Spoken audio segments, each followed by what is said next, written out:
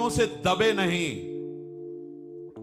जो मनुष्य बुराइयों से दब जाता है, पाप से दब जाता है, तो वो भगवान और भगवान के राज्य में अहंकार करता है और वहां दैन्य रहता है।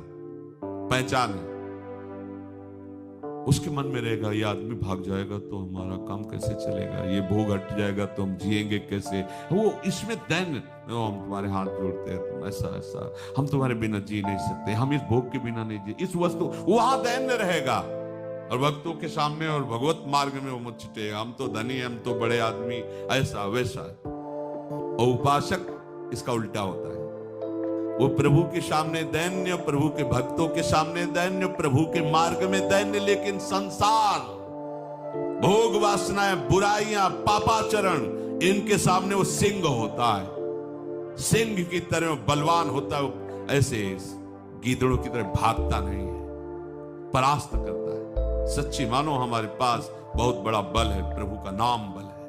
अगर आज घुटने टेक दिए तो हम जैसे दूध पी के और पहलवानी करेंगे, कल हम तुम्हें परास्त करेंगे।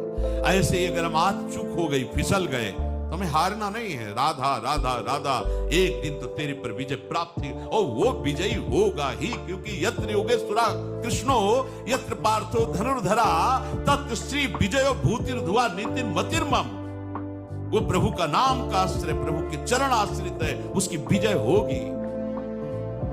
अभिमान इन जा रहे, बहुत ध्यान देने योग्य विषय है।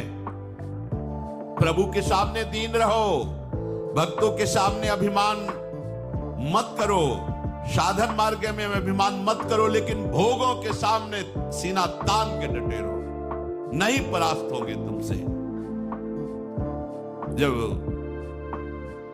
आप भक्तों के सामने अभिमान करोगे तो वहां घुटने टेकने ही होंगे, और जब आप इधर दैन्य रहोगे तो इस दरबार में जो डरता है उसे माया की ताकत नहीं, काल की ताकत नहीं कि डर अभय होए जो तुम्हें डराई।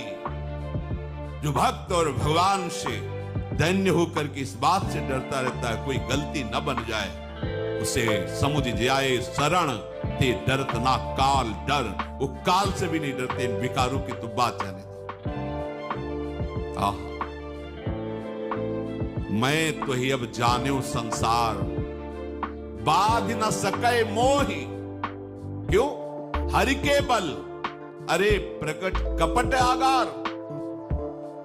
मैं तो ही जाने अब संसार, ए संसार, अब मैं जान गया हूं, अब तुम